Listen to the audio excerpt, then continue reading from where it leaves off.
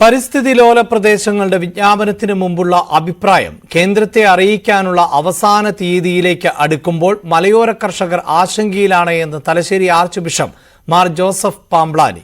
ജനവാസ മേഖലകളും കൃഷിയിടങ്ങളും പരിസ്ഥിതി ലോല മേഖലയിൽ ഉൾപ്പെടുമോ എന്നുള്ള കർഷകരുടെ ആശങ്ക പരിഹരിക്കാൻ സംസ്ഥാന സർക്കാർ തയ്യാറാകണമെന്ന് അദ്ദേഹം ആവശ്യപ്പെട്ടു.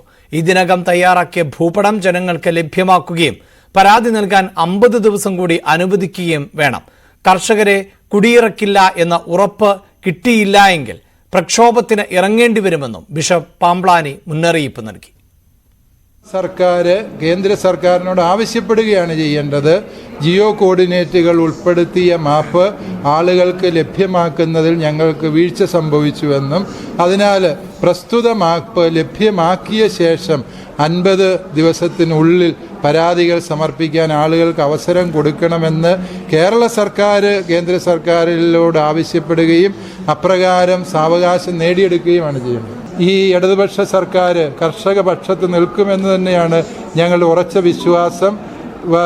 ഇല്ല എങ്കിൽ വളരെ ശക്തമായ പ്രക്ഷോഭ പരിപാടികളിലൂടെ മലയാള കർഷകർ കടന്നു പോകാൻ നിർബന്ധിതരാവുകയാണ്.